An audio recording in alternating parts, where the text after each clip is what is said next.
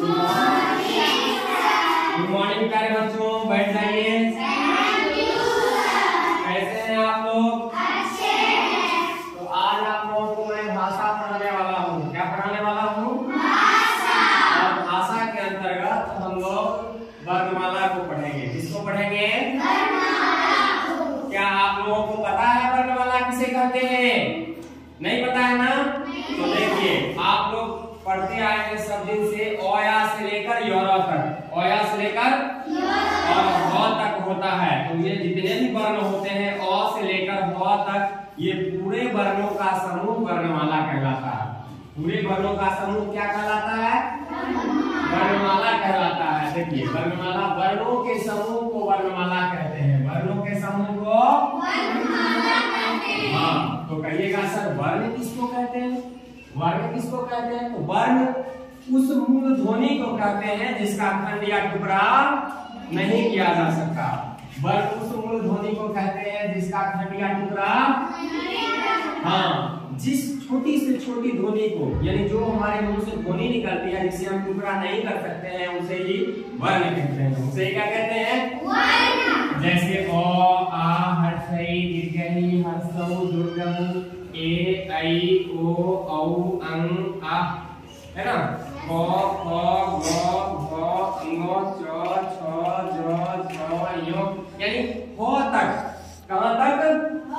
ह तक। ये कुल वर्ण जो होते हैं ह तक होते हैं, अ से लेकर। और इसकी कुल संख्या कितनी होती है? देखिए, हिंदी वर्णमाला में कुल वर्ण की संख्या 52 होती है। कितनी होती है? हिंदी वर्णमाला में कुल वर्ण की संख्या 52। कितनी? 52। हाँ, 52 होती है। हिंदी वर्णमाला में कुल वर्ण की संख्या कितनी होती है? 52। हाँ, वर्ण के 2 भेद होते हैं। वर्ण के कितने भेद होते हैं? 2। एक होता है स्वर वर्ण और एक होता है व्यंजन वर्ण। एक होता है स्वर वर्ण और एक होता है व्यंजन वर्ण। एक होता है स्वर वर्ण और एक होता है व्यंजन वर्ण। स्वर वर्ण की संख्या 11 होती है। स्वर वर्ण की संख्या कितनी होती है? 11। और व्यंजन वर्ण की संख्या 33 होती है। कितनी होती है? 33। हो गए सर, स्वर वर्ण किसको कहते हैं? स्वर वर्ण किसको कहते हैं? हाँ, तो स्वर वर्ण किसको कहते हैं? सुनिए, जिस वर्ण का उच्चारण स्वतंत्र रूप से होता है उसे स्वर वर्ण कहते हैं। या कह सकते हो तुम लोग, जिस वर्ण के उच्चारण में किसी दूसरे वर्ण की सहायता नहीं लेते हैं उसे स्वर वर्ण कहते हैं। जैसे अ, आ, हर्षई, दीर्घई, हर्षौ, दुर्गौ, री, ए, ऐ, ओ, औ, ये कुल 11। कितने होते हैं? 11 औ तक, ठीक ना?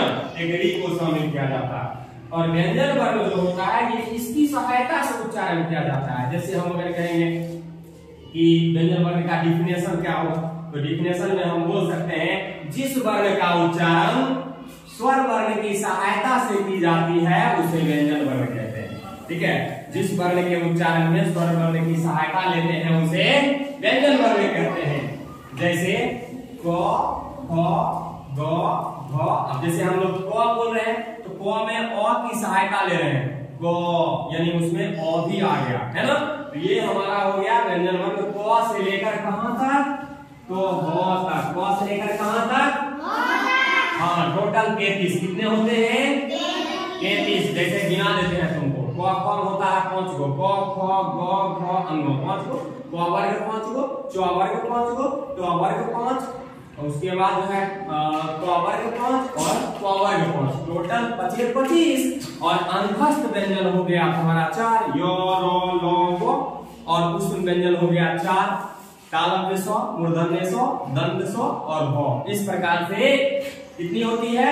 कुल मिलाकर 33। और स्वर वर्ण जो होते हैं कुल मिलाकर 11। ठीक है, अब स्वर वर्ण के भी 3 भेद होते हैं और व्यंजन वर्ण के भी 3 भेद होते हैं। स्वर वर्ण के 3 भेद कौन कौन होते हैं पता है आपको? नहीं पता है? तो उसको भी हम लोग बताएंगे। पहले आप लोग इतना तक फटाफट उतार लीजिए, फिर आगे बताते हैं।